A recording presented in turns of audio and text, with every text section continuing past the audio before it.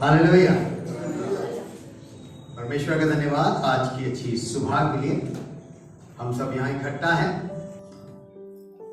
पौलुस की जो बातें हैं, उसकी जो चिट्ठियां हैं, कोई बता सकता है वो किसको लिखी जाती थी? कलीसिया।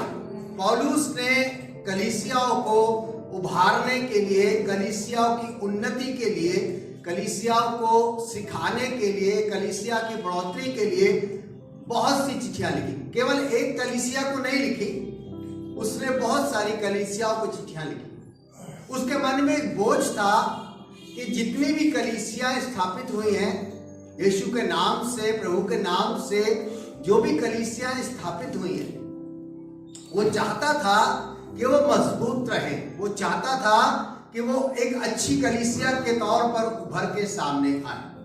और आज भी हर कोई पास्टर है या कोई भी प्रभु का दास है, वो यही चाहता है कि कलीसियाएं उभरें। मैं भी यही चाहता हूं कि मेरी कलीसिया भी उभरे, मजबूत हो और प्रभु में बलवंत बनी रहे। और जब मैं पौलुस को पढ़ता हूं तो उसकी बहुत सी चीजें उस टाइम की कलीसिया से भी जुड़ती हैं और आज की कलीसिया से भी सेम टू सेम जुड़ती हैं। आज मैं आपके साथ एक छोटी सी आयत बांटना चाहूंगा। है बेशक छोटी सी, लेकिन इस आयत के अंदर एक कलीसिया की उन्नति के लिए उसने बहुत सी बातें की। ऐसी बात नहीं है कि कलीसिया में कोई उन्नति नहीं होती। कलीसिया के अंदर उन्नति होती है। बहुत से लोग ऐसे होते हैं जो बहुत सी चीजों को करने में सक्षम होते हैं, लेकिन धीरे धीरे धीरे कई बार ढीले होते चले जाते हैं लोग, या अपने आप को कमजोर करते चले जाते हैं। और पौलुस जब चिट्ठी लिखता है एक कलीसिया को, और वो इस बात का भी जिक्र करता है कि मुझे पता है कि तुम्हारे पास आत्मिक वरदानों की कमी नहीं है, लेकिन फिर भी जब वो अपने उस लेटर का या उस पत्र का या अपनी चिट्ठी का समापन करता है, तो उस चिट्ठी के अंदर उनको एक हिदायत देता है, एक संदेश देता है और एक बात उनसे कहने की कोशिश करता है कि कलीसिया के लोगों, आपको ऐसा करना है। चलिए उस बात को पढ़ते हैं। पहला कुरिन्थियों 16 अध्याय और उसकी 13वीं आयत। जागते रहो। यहां कहता है कि जागते रहो। आगे, विश्वास में स्थिर रहो। विश्वास में स्थिर रहो। आगे, पुरुषार्थ करो। पुरुषार्थ करो। और आगे, बलवंत हो। और बलवंत हो। यहां पर पौलुस एक कलीसिया को 4 बातें कहता है। किसी भी कलीसिया के अंदर अगर विश्वास है, किसी भी कलीसिया के अंदर अगर उन्नति है, किसी भी कलीसिया के अंदर अगर बढ़ने की क्षमता है, तो पौलुस उसको और उभारता है। और उभारने के लिए क्या क्या बातें कहता है? उसने एक छोटी सी आयत के अंदर 4 बातें कही हैं, और इन चारों बातों को आज हम समझने की कोशिश करेंगे कि ये बातें यहां पर पौलुस क्यों कहता है। शुरुआत करता है कि जागते रहो। जागते रहो का मतलब क्या बताने की कोशिश करता है पौलुस? क्या हम सोते हैं कलीसिया के अंदर बैठ के? क्या वो इस वाले जागने की बात कर रहा है? या वो हमसे ये कहता है कि घर में हम हमेशा जागते रहें, हमें सोना नहीं है, हमें जागते ही रहना है? लेकिन सही मायने में यहां पर जागने का क्या मतलब बताता है पौलुस? जागने का मतलब बताता है कि जो हमारी आत्मिक सतर्कता है, कि हम जब आत्मिक हैं, अलर्ट कैसे रह सकते हैं। अगर हम एक विश्वासी हैं, अगर हम प्रभु के पीछे चलने वाले लोग हैं, प्रभु को मानते हैं, तो हम अलर्ट कैसे रहें, जागते कैसे रहें। यहां पर शारीरिक नींद की वो बात नहीं करता है, आत्मिक नींद की बात करता है कि मसीही लोग या विश्वासी लोग आत्मिक नींद भी सो जाते हैं। इसीलिए वो कहता है कि जागते रहो। और जागते रहो में क्यों कहता है? वो चेतावनी है एक तरीके से। यानी कि अगर हम किसी को, अगर आपने देखा होगा कि बड़ी बड़ी सोसाइटीज होती हैं या बहुत सी जगहें ऐसी होती हैं जहां पर चौकीदार रखा जाता है या वॉचमैन रखा जाता है, उसकी वजह क्या होती है? कोई बताएगा? चौकीदार रखने की क्या वजह होती है? कि वो घर की या मोहल्ले की रक्षा और हिफाजत करे। या जिस जगह भी वो रखा गया है, इसलिए रखा गया है कि वो वहां की हिफाजत कर सके। और चौकीदार का काम क्या होता है? जागने का काम होता है ना।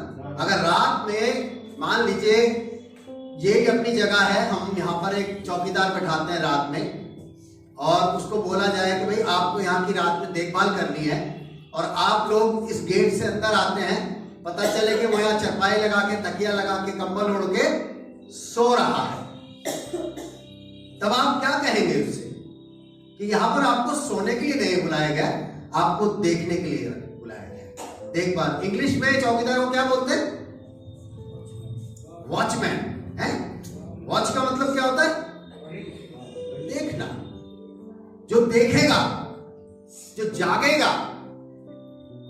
यहां पर भी पौलुस हमें एक काम देता है, जागते रहो। आत्मिक रूप में जागते रहना है। बेशक आप आत्मिक हैं, इस बात से मैं इंकार नहीं करता। कलीसिया के लोगों कहता है आपके अंदर आत्मिक वरदान है, मैं जानता हूं, लेकिन अगर आपको उन आत्मिक वरदानों की देखभाल करनी है, केयर करनी है, हिफाजत करनी है, तो जागना बहुत जरूरी है, सोना जरूरी नहीं है। यहां पर कहता है जागते रहो। एक आयत निकाले मेरे साथ, पहला पत्रस और उसका 5वां अध्याय और उसकी 8वीं आयत। जी बताइए। सचेत हो, सचेत हो और जागते रहो, और जागते रहो, क्योंकि तुम्हारा विरोधी शैतान। यहां पर ध्यान से सुनिएगा, पत्रस भी इस बात को कहता है कि सचेत रहो, अलर्ट रहो, जागते रहो, क्योंकि तुम्हारा विरोधी शैतान। ऐसा नहीं है कि आप बिस्तर पे सोते हैं तो शैतान आके आपके पास कुर्सी लगा के बैठ जाता है और आपको जगाता है कि उठो उठो। ऐसा नहीं है। शैतान को जब तक आप स्पिरिचुअल नहीं होते हैं, जब तक आप आत्मिक नहीं होते हैं, जब तक आप विश्वासी नहीं होते हैं, जब तक आप प्रभु के पीछे चलने वाले नहीं होते हैं, जब तक आप प्रभु की आज्ञा मानने वाले नहीं होते हैं, तब तक शैतान को कोई फर्क नहीं पड़ता।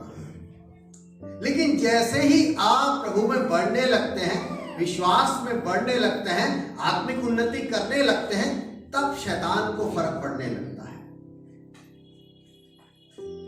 पौलुस कहता है जागते रहो, ध्यान रखो।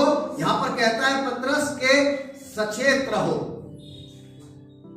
जागते रहो, क्योंकि तुम्हारा विरोधी शैतान आगे गरजने वाले सिंह के समान, गरजने वाले शेर की तरह इस खोज में रहता है कि किसको फाड़ खाए। अगर आप आत्मिक उन्नति कर रहे हैं और आप अलर्ट नहीं हैं, तो शैतान आपको पकड़ सकता है। कैसे? वो लिखा हुआ शेर की तरह। आपने डिस्कवरी चैनल पर शेर को देखा होगा ना, शिकार करते हुए। कैसे करता है?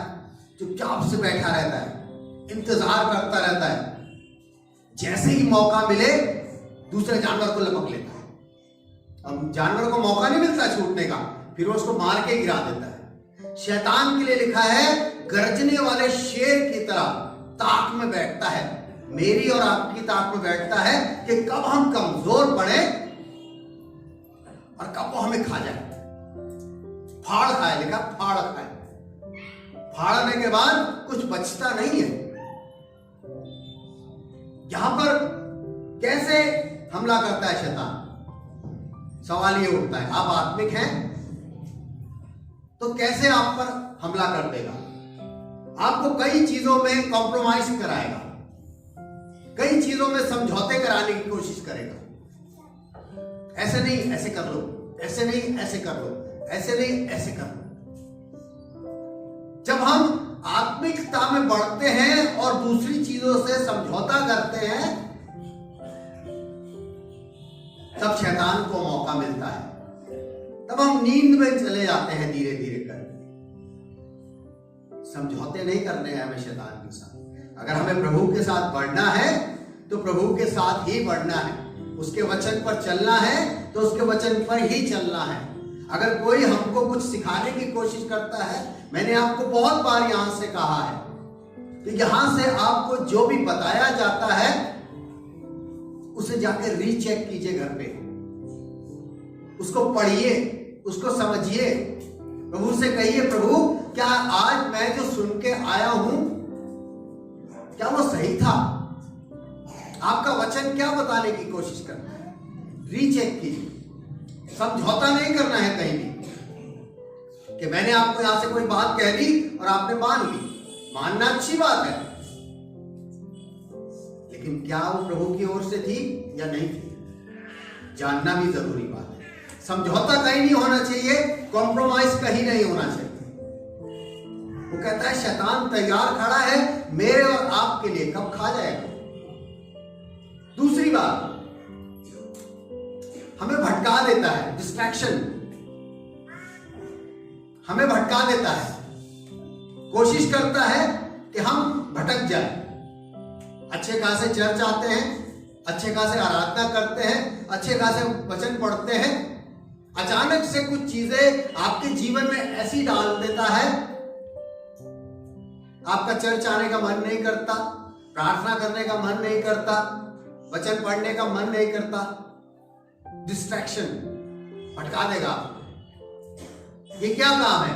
ये शैतान का काम है। कब? जब आप बढ़ रहे हैं। तो पौलुस समझाने की कोशिश करता है, कहता है जागते रहो, अलर्ट रहो, देखो शैतान का कौन सा वार तुम पर होने वाला है, बिल्कुल रेडी रहना है। क्यों इस तरीके से कहता है? यीशु मसीह भी गतसमनी बाग में था, अपने चेलों के साथ गया, अपने चेलों को बोलता है मैं भी वहां दुआ करके आता हूं, तुम थोड़ी देर यहां जागते रहना, इंतजार करना, मैं अभी आता हूं। यीशु मसीह वहां से लौट के आता है, क्या देखता है? चेले सब सो रहे हैं। उनको उठाता है, फिर कहता है जागते रहो, प्रार्थना करते रहो, मैं अभी आ रहा हूं। वो फिर जाता है दुआ करने के लिए, फिर लौट के आता है, फिर क्या देखता है?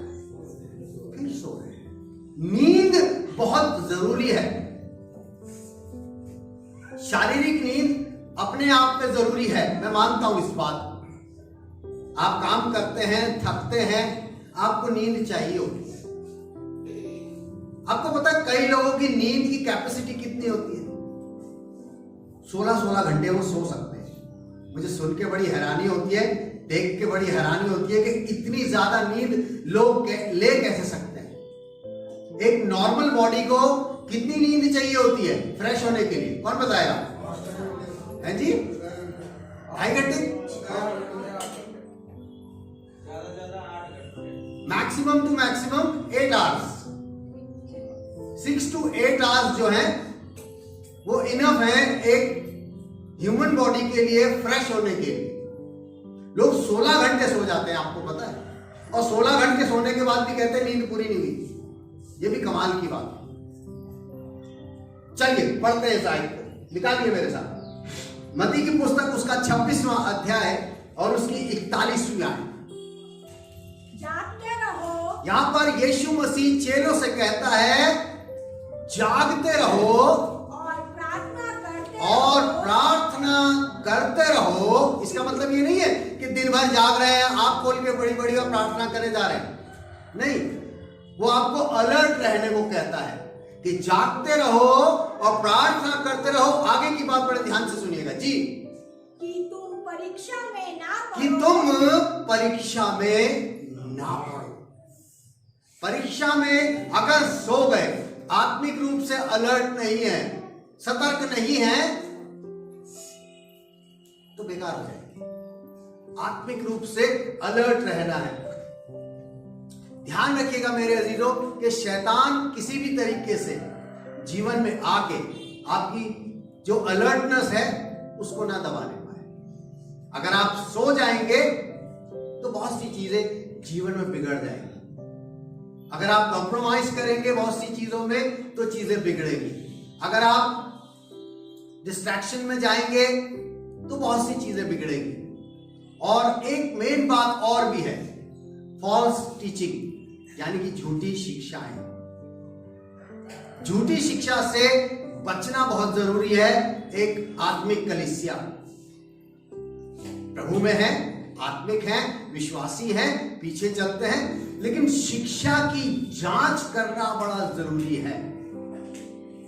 आपको किस तरीके की शिक्षा दी जाती है, किस तरीके की शिक्षा आपको वचन की बताई जाती है। आपको पता है वचन को बहुत तोड़ मरोड़ के आजकल पेश किया जाता है, बहुत ज्यादा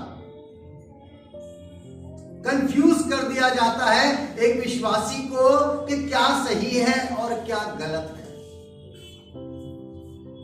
इसीलिए बाइबल भी कहती है कि झूठे भविष्यवक्ताओं से सावधान। पिछली बार मैंने आपको बताया था ना, भविष्यवक्ता झूठे भी होते हैं, ये बाइबल बताती है। इसलिए सावधान, झूठी शिक्षाओं से सावधान। और ये कब हम करेंगे? जब हम जागे रहेंगे, जब हम अलर्ट रहेंगे, जब हम सतर्क रहेंगे, तभी इस बात को हम कर पाएंगे। कुरिन्थियों की इस आयत के अंदर पहली बात उसने कही कि जागते रहो।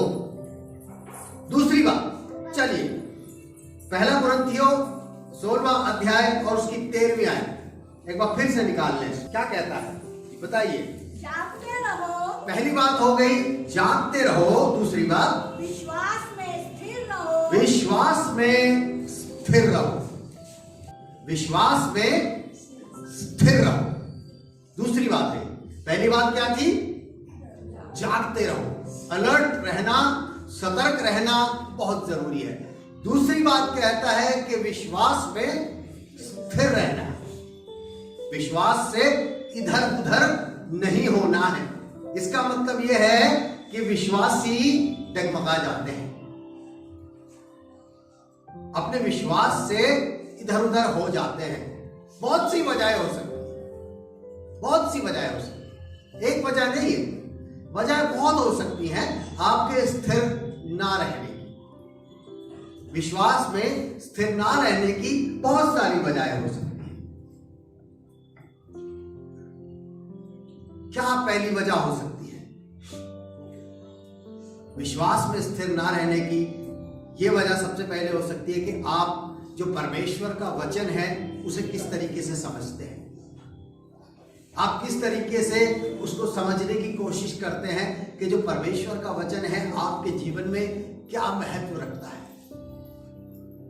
उसकी बातों को, उसकी शिक्षाओं को, उसकी आज्ञाओं को अपने जीवन में कैसे लेके आते हैं, किस तरीके से उनको आप फॉलो करते हैं, किस तरीके से विश्वास की बात को समझने का प्रयास करते हैं, विश्वास को आप कैसे लेते हैं। आपने विश्वास किया, थोड़े दिन के बाद जब प्रार्थनाएं नहीं सुनी जाती, जब आपके हिसाब से चीजें नहीं होती, तो आपके विश्वास की स्थिरता जो है वो धीरे धीरे धीरे धीरे कम हो जाती है। इंग्लिश में इसको बोलते हैं स्पिरिचुअल स्टेबिलिटी, स्टेबल रहना, स्थिरता आना। कोई भी चीज अस्थिर है, डगमगाना जानते हैं ना, हमें भी अपने विश्वास को स्थिर रखना है। अगर हमारा विश्वास स्थिर नहीं है तो हम गड़बड़ कर सकते हैं। हमारी ये दुनिया जो है बदलने वाली है, बदलती जा रही है, नई नई चीजें इजाद होती जा रही हैं, नई नई इन्वेंशंस हो रहे हैं, बदल रही है दुनिया धीरे धीरे धीरे धीरे धीरे धीरे। लेकिन एक चीज है जो कभी नहीं बदलती और वो है परमेश्वर का वचन। इफिसियों उसका 6वां अध्याय और उसकी 13वीं आयत जी। इसलिए परमेश्वर के सारे अख्तियार, यहां पर कहता है कि अगर विश्वास में स्थिर रहना है तो एक काम करना पड़ेगा। कहता है परमेश्वर के सारे हथियार बांध लो। अब सवाल आता है कि ये हथियार क्या है? हथियार भी तो पता होने चाहिए ना। हथियार क्या क्या होते हैं? हथियार मालूम है आप? बताइए, नाम बताइए हथियारों के। बाइबल वाले नहीं बताइएगा, वैसे वाले हथियार बताइए जिनके बारे में आप जानते हैं। तलवार और बंदूक और चाकू और तमंचा और कट्टा और कोई है भैया? अरे आप लोगों को हथियारों के नाम नहीं मालूम है। ये वाले हथियार बांधने को नहीं कह रहा है। क्या कह रहा है? कि परमेश्वर के सारे हथियार सारे बांधने को कह रहा है। सारे हथियार बांध लो। आगे क्या कहता है? कि तुम बुरे दिन में सामना कर सको। कि तुम बुरे दिनों का सामना कर सको। जब दिन बदलते हैं, दुनिया बदल रही है, अलग अलग तरीके से लोग अपने आप को सामने लेके आते हैं, अलग अलग तरीके से चेंजेस होते हैं, तब आप विश्वास में कैसे हैं? आप कितने स्थिर हैं? आप कितने स्टेबल हैं? चीजें चेंज हो रही है, क्या आप भी चेंज हो रहे हैं? आप भी बदल रहे हैं? आप भी विश्वास में डगमगाने लगे? अरे उन्होंने तो ऐसा कहा था, अरे नहीं वो तो ऐसा कहते हैं। प्रभु क्या कहते हैं ये पता होना चाहिए। कोई कुछ भी कहता रहे, कोई कैसे भी बदलता रहे, लेकिन यहां पर स्थिर रहने के लिए वो कहता है कि परमेश्वर के सारे हथियार बांध लो। मैं आज सिर्फ आपको यह बताता हूं कि पौलुस ने कहा है स्थिर रहना है विश्वास, और स्थिर रहने के लिए परमेश्वर के हथियारों का होना जरूरी है। आगे क्या लिखा हुआ है इसके? जी पढ़िए इसको। और सब कुछ पूरा करके स्थिर रह सको। और सब कुछ पूरा करके स्थिर रह सको। जब आप परमेश्वर के हथियार बांध लेंगे, शैतान का सामना करने के लिए डटे रहेंगे, स्थिर रहेंगे। यहां पर कहता है स्थिर रहना, सब कुछ करने के लिए स्टेबल रहना है, अड़ा रहना है, अडिग रहना है, अलग नहीं होना है। कुलुस्सियों उसका दूसरा अध्याय और उसकी 7वीं आयत। कुलुस्सियों अध्याय 2 और उसकी 7वीं आयत। जी। और उसी में जड़ पकड़ते। और उसी में जड़ पकड़ते और बढ़ते जाओ। बढ़ते जाओ। प्रभु में जड़ पकड़े रहना है। जड़ ढीली, जब किसी पेड़ की जड़ ढीली हो जाती है ना, आप किसी पेड़ को, जब हल्का फुल्का पौधा होता है उसे आप हिलाइए, खूब जोर से हिलाइए, हिलाते रहिए, हिलाते रहिए, हिलाते रहिए, और उसके बाद फिर उसे छोड़ दीजिए। थोड़े दिन के बाद क्या होगा? वो सूख जाएगा। जानते हैं वजह क्या होती है उसकी? जो उसकी जड़ होती है, जो मजबूती से जमीन के अंदर जकड़ी होती है, जो उसको पोषण करती थी, वो सारी टूट जाती है नीचे से। जब उसे पोषण नहीं मिलता है, जब उसको उसका खाना नहीं मिलता है, तो धीरे धीरे पेड़ सूखने लगता है। विश्वासी के साथ भी यही है, मसीही जीवन में यही है। अगर स्थिरता नहीं है, अगर वो एक जगह प्रभु में स्थिर नहीं खड़ा है, हिलता डुलता रहता है, अनस्टेबल है, तो वो सूख जाएगा। यहां पर क्या कहता है कि उसमें जड़ पकड़ते और स्थिर रहते जाओ। आगे। और जैसे तुम सिखाए गए। पौलुस इस बात को कलीसिया को कहता है, जैसे तुम सिखाए गए वैसे ही दृढ़ होते जाओ। वैसे ही विश्वास में दृढ़ होते जाओ। दृढ़ का मतलब मजबूत होते जाओ। विश्वास में कहता है स्थिर रहना है, विश्वास में स्थिर रहना है। आत्मिक स्थिरता होनी चाहिए, डगमग डगमग नहीं होना चाहिए, अनस्टेबल नहीं होना है। कहता है जैसे तुम सिखाए गए हो, जैसा प्रभु आपको टीचिंग देता है, अपने वचन से बताता है, सिखाता है, स्टेबल रहना है। मेरे अजीजों, इस चीज को समझ लीजिए आप कि क्या जानते हैं हम, क्या सुनते हैं। वचन में हमारी जो जड़ें हैं वो कितनी गहरी हैं।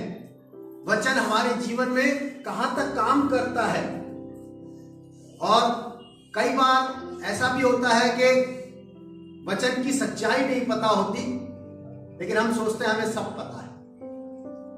लेकिन वचन की सच्चाई को समझते हुए, प्रभु के पीछे चलते हुए अपने आप को स्थिर करना है। चलिए तीसरी बात देखते हैं। पहली बात हमने पढ़ी, जागते रहो। दूसरी बात, विश्वास में स्थिर रहो। और तीसरी बात, जी पढ़िए। जागते रहो। जी पहली बात, विश्वास में स्थिर रहो। दूसरी बात, पुरुषार्थ करो। पुरुषार्थ करो। ये क्या मतलब हुआ, है ना? अब इसका मतलब क्या हुआ, समझने वाली बात है। पुरुषार्थ करो, जागते रहो समझ आता है आसान शब्दों में। विश्वास में स्थिरता भी समझ आती है आसान शब्दों में। पुरुषार्थ का मतलब कौन बताए? कोई है ऐसा व्यक्ति जो पुरुषार्थ का मतलब समझता हो?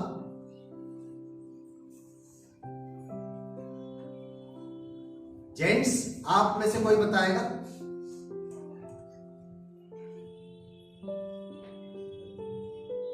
इसीलिए वचन की मजबूती एक विश्वासी के जीवन में बहुत जरूरी है। छोटी छोटी बातें, छोटे छोटे शब्द हमें समझाने की कोशिश करते हैं कि हमें क्या करना है। पुरुषार्थ का मतलब होता है मर्दानगी। उर्दू बड़ा अच्छा बता देती है। मर्दानगी जानते हैं? मर्दानगी करो। करो, मर्दानगी। इंग्लिश में लिखा है act like a man. Act like a man, यानी कि मजबूत बनना है।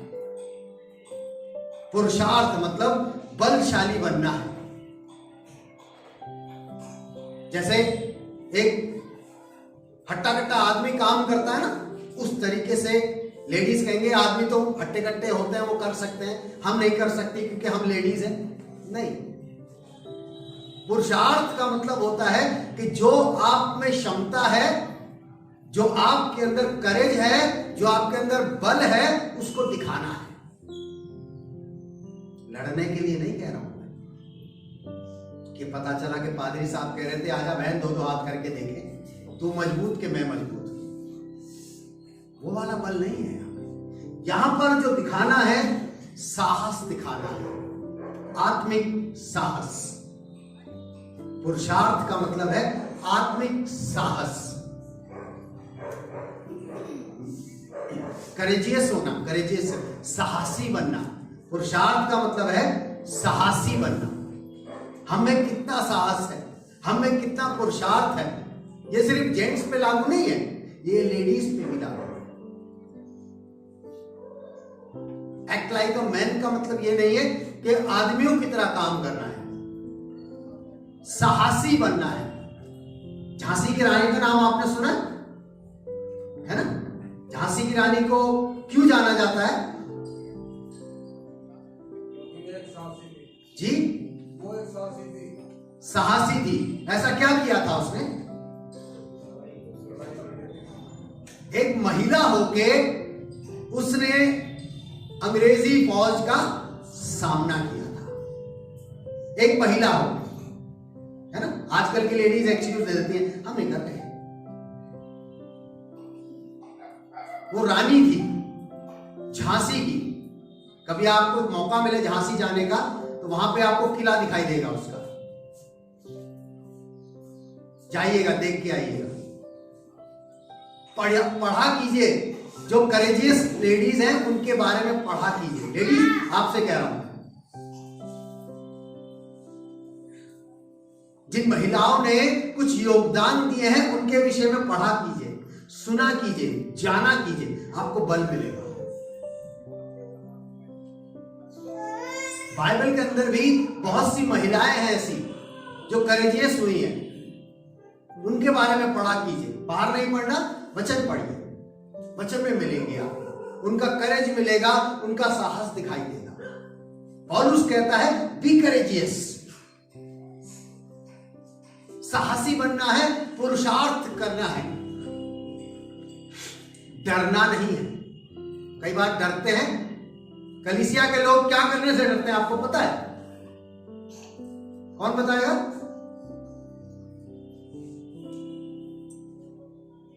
पादरी साहब ने कहा कि आज आपको सामने आके एक आयत बोलनी है। अरे पादरी साहब कैसी बात कर रहे हो, हमसे तो नहीं होगा, हम थोड़ी पादरी हैं, आप भी तो पादरी हो, आप भी तो बोल सकते हो, हमसे नहीं बोला जाएगा। अच्छा मैं दुआ करता, अरे पादरी साहब कहां, अकेले में करवा लो दुआ। ये क्या है? ये बहुत छोटी छोटी बातें हैं, आपको पता है, बहुत छोटी छोटी बातें हैं जो करेज दिखाती हैं। ओके, आपने हमें बोला है, हम प्रभु के बारे में बोल सकते हैं, 2 लाइन बोल सकते हैं, सामने आके बोलना ही करेज है। प्रभु के बारे में बताना ही करेज है। डर जाना करेज नहीं होता है। सामने आइए, वचन पढ़िए, जो प्रभु ने आपके मन में डाला है उसे बताइए, प्रभु का धन्यवाद करके बैठ जाइए। पौलुस बातें पता किन से कर रहा है? कलीसिया के लोगों से बात करता है। कहता है मैं जानता हूं तुम्हारे बारे में, तुम्हें चीजें आती हैं, तुम्हारे पास आत्मिक वरदान है, लेकिन करेज नहीं है, पुरुषार्थ नहीं है, साहस नहीं है। और साहस कब दिखता है? जब आप आगे आते हैं, जब आप अपने आप को लोगों के नजर में लेके आते हैं कि हम जानते हैं। साहसी बनिए। चलिए एक आयत पढ़ते हैं, यहोशू उसका पहला अध्याय। यह व्यक्ति मुझे बड़ा अच्छा लगता है। यहोशू उसका पहला अध्याय है और उसकी 9वीं आयत। बड़े ध्यान से सुनिएगा क्या कहा जा रहा है यहाँ पे। जी पढ़िए। क्या मैंने तुझे आज्ञा नहीं दी? परमेश्वर यहोशू से बात कर रहा है। परमेश्वर का दास है, लोगों के ये काम कर रहा है, प्रभु ने उसको नियुक्त किया है, लेकिन डर रहा है वो किसी चीज से। लेकिन एक बात प्रभु उसको कहता है क्या मैंने तुझे आज्ञा नहीं दी? क्या आज्ञा नहीं दी? जी,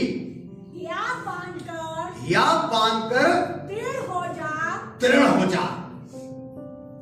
कहता मैंने तुझे आज्ञा दी है, डरना नहीं है, करेजियस रहना है, साहसी रहना है। कहता या बांधने का मतलब क्या होता है? अपने आप के अंदर एक बल लेके आना। कोई काम आपको सौंपा जाए, पहले अरे ये तो होगा नहीं, अरे ये कैसे करेंगे, अरे हमसे तो होगा नहीं।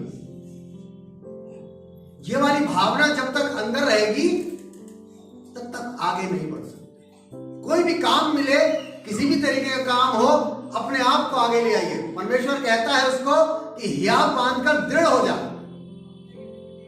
मजबूत हो जा। आगे भय ना खा और तेरा मन कच्चा ना हो। तेरा मन कच्चा ना हो। ये सारी चीजें क्या दर्शाती हैं कि अगर कोई डरपोक व्यक्ति है,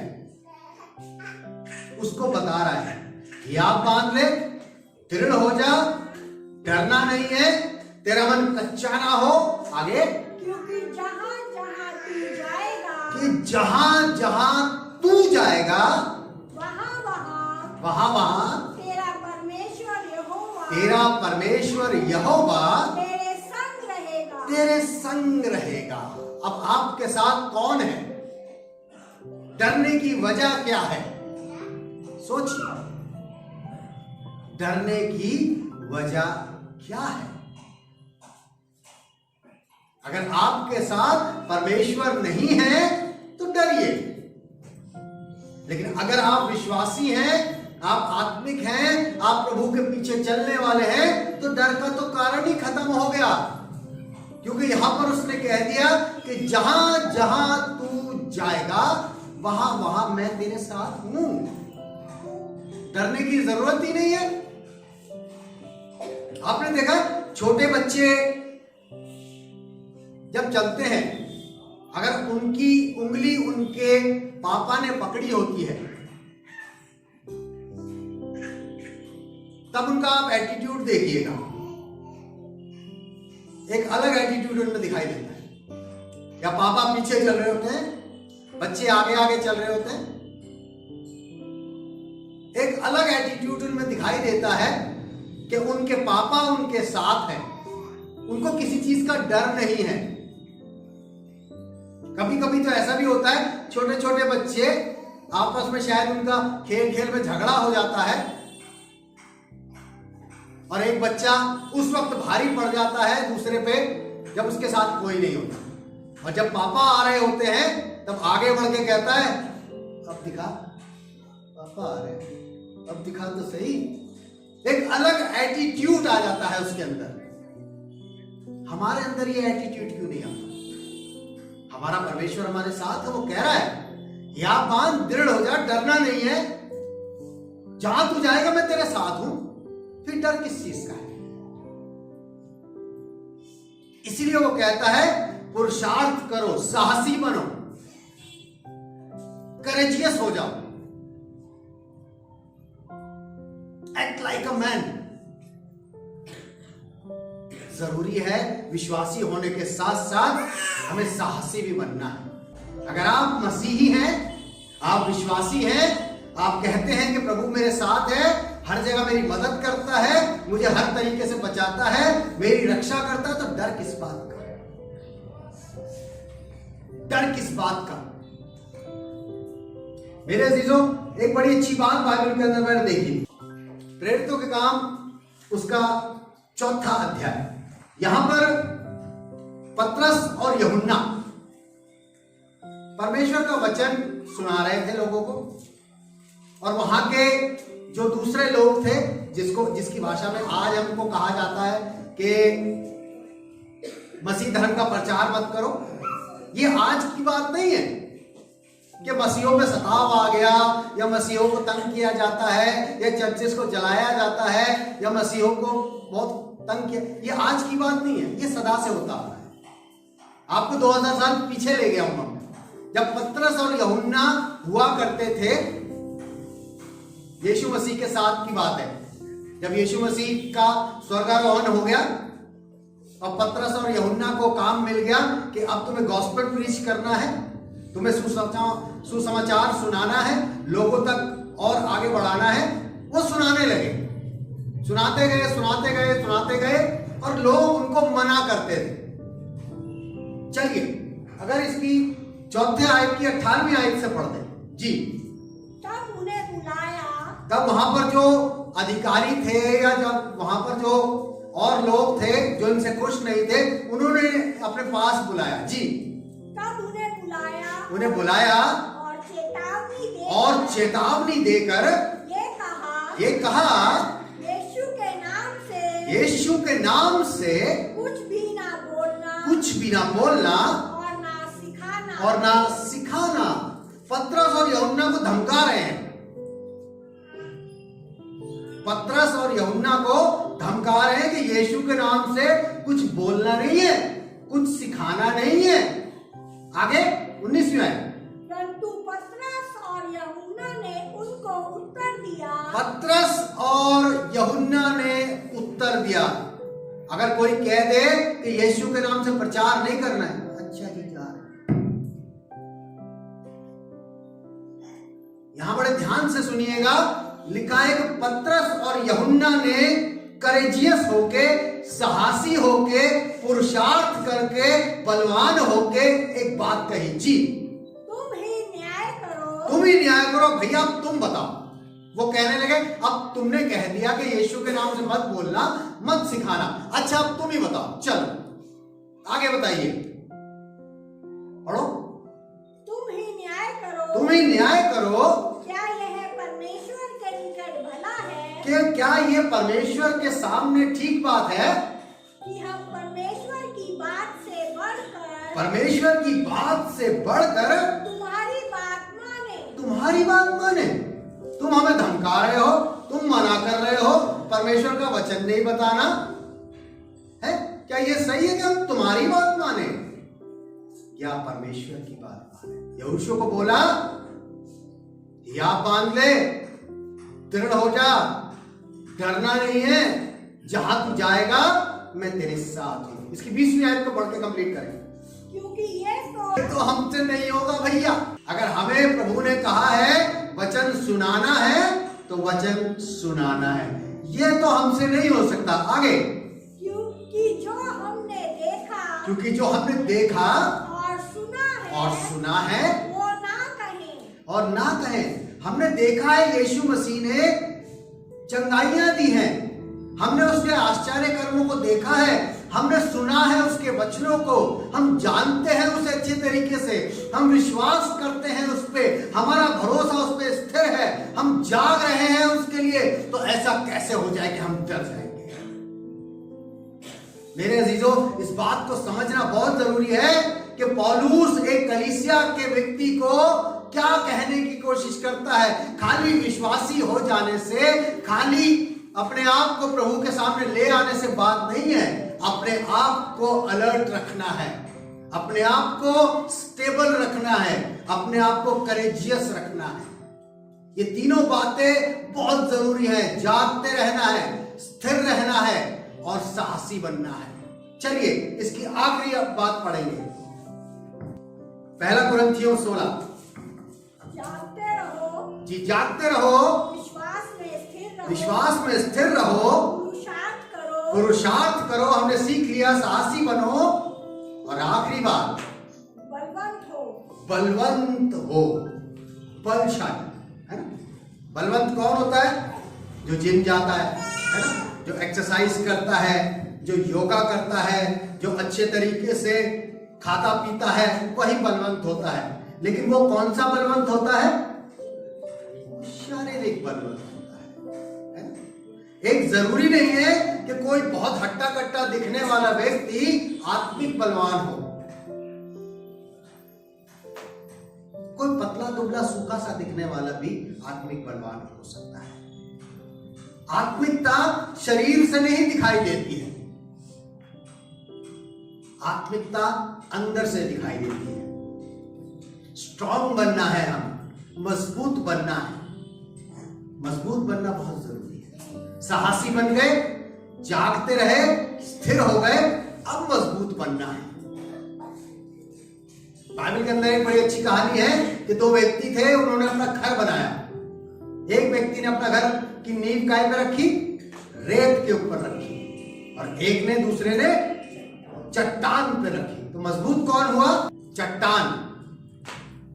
वो यही कहता है, मजबूत बनना है, स्ट्रांग बनना है। और स्ट्रांग बनने के लिए क्या करना पड़ेगा, है ना? हमें प्रभु की सामर्थ्य की जरूरत पड़ती है। हम अपने आप बलवान नहीं बन सकते आदमी कि हम विश्वास में आ गए बलवान होगा, नहीं। हमें प्रभु की सामर्थ्य चाहिए बलवान बनने के लिए। चलिए एक वर्ष देखते हैं, इफिसियों 6 उसका 10। इसलिए प्रभु में, कहता है इसलिए प्रभु में और उसकी शक्ति के प्रभाव में, और उसकी शक्ति के प्रभाव में बलवंत बनो। बलवंत बनो। किस किस में बनने को कह रहा है वो? प्रभु में और उसकी शक्ति के प्रभाव में। पहले तो हमें ये जानना पड़ेगा कि हमारे प्रभु में शक्ति क्या है। अगर हम उसको बहुत हल्के में लेते हैं तो हम तो बलवान कभी बन ही नहीं सकते। हमें खुद पता होना चाहिए। जैसे हम कुछ न्यूट्रिशंस लेते हैं ना, ड्राई फ्रूट्स लेते हैं या कोई खाना खाते हैं, आजकल बड़ा अच्छा YouTube पे होता है। किसी भी एक सब्जी को लेके एक 10-15 मिनट की वीडियो तैयार कर देता है कोई भी, कि इस सब्जी में ये है, इस सब्जी में ये है, इसमें ये विटामिन है, इसमें ये है, इसमें ये है, इसमें ये खाओ तो इसको ऐसे हो जाएगा, इस वक्त खाओ तो इसको ऐसे हो जाएगा, इस वक्त इसको ऐसे करो तो ऐसे हो जाएगा, इसमें अगर आप ऐसे मिला लो तो ऐसे हो जाएगा। अलग अलग तरीके से बताया जाता है। पालक जानते हैं? पालक, स्पिनच, उसमें ताकत होती है ना। ये मुझे बचपन से पता है। जब मैं बहुत छोटा था ना, मुझे तभी पता चल गया था कि पालक में बहुत ताकत होती है, उससे डोले बड़े मोटे मोटे हो जाते हैं। जब मैं पालक खाता नहीं था, लेकिन मुझे पोपॉय ने बताया था। पोपॉय जानते हैं? पोपॉय पालक खाता है और पिटाई करता है, उसे पालक की ताकत पता है।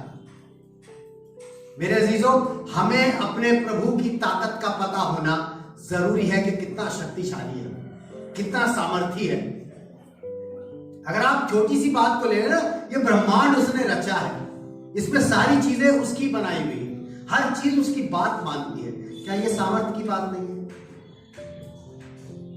सोच के देखिएगा, कभी अकेले बैठिए और प्रभु के बारे में सोचिए, इस संसार के बारे में सोचिए, उसकी शक्ति के बारे में सोचिए। आपको अंदाजा होने लगेगा कि वो कितना बलशाली है, कितना सामर्थी है। तभी कहता है कि प्रभु में और उसकी शक्ति के प्रभाव में बलवंत बनो। जानना है हमें उसकी शक्ति को, प्रभु को जानना है, उसकी शक्ति को जानना है, तभी हम उसकी सामर्थ्य को हासिल कर पाएंगे। मेरे अजीजों, बलवान बनने के लिए बहुत जरूरी है, और जो बल पालेंगे, जिनको परमेश्वर की सामर्थ्य मिल जाती है, उनके लिए बाइबल के अंदर बड़ी अच्छी बात लिखी है। यशाया नबी की पुस्तक, उसका 40वां अध्याय। जी,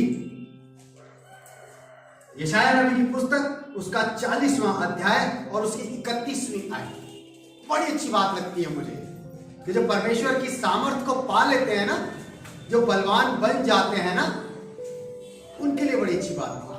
लिखा है कि जो यहोवा की बाट जोते हैं, वो नया बल प्राप्त करते जाएंगे। वो नया बल प्राप्त करते जाएंगे कंटिन्यूअसली।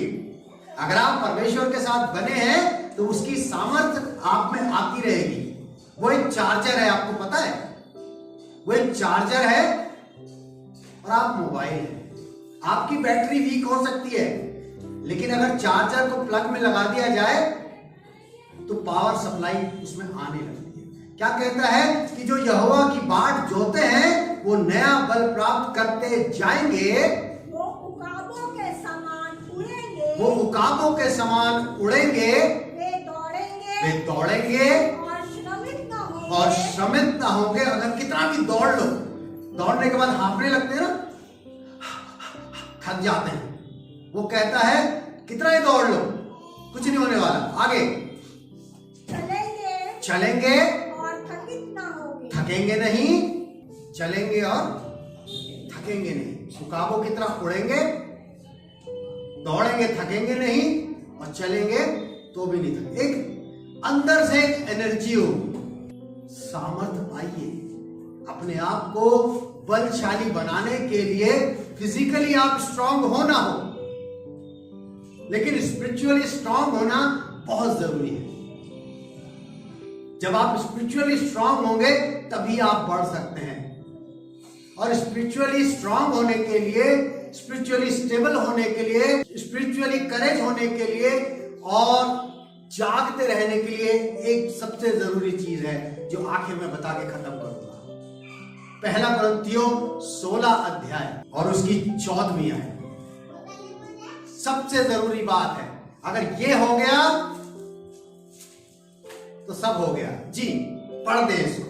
जो कुछ करते हो, जो कुछ करते हो प्रेम से करो। प्रेम से करो। सारा निचोड़ एक बात में आ जाता है। विश्वासी हैं, मजबूत हैं, स्थिर हैं, बलवंत हैं, साहसी हैं, लेकिन अगर प्रेम नहीं है तो कुछ नहीं। पौलुस क्यों इस बात को बोलता है कलीसिया के अंदर? पहले संदेश दे दिया, आदेश दे दिया कि तुम्हें सब बनना है, जागते रहना है, विश्वास में स्थिर रहना है, पुरुषार्थ करना है और बलवंत बनना है। लेकिन कहता है कि ये सब करने के लिए तुम्हें सबसे पहले अपने अंदर प्रेम की भावना लानी है। जो कुछ भी करो सब प्रेम से करो। मेरे अजीजों, परमेश्वर ने यही सिखाया है कि अगर हम एक कलीसिया में हैं, हम जुड़े हैं, अगर हम आत्मिक रूप से कमजोर होते हैं ना, और अगर हमारे अंदर प्रेम की भावना है, तो आपको पता है वो एक एनर्जी है जो हमें प्रभु से मिलती है, वही सामर्थ है जो हमें प्रभु से मिलती है, वही एक ताकत है जो परमेश्वर की तरफ से हमें आती है, और वो ताकत हमें बल देती है। इसलिए मेरे अजीजों, इस बात को याद रखिएगा, विश्वास में सब कुछ कीजिए, अपने आप को मजबूत बनाने के लिए अपने आप को प्रेम में बांध के रखिए। आइए प्रार्थना करें।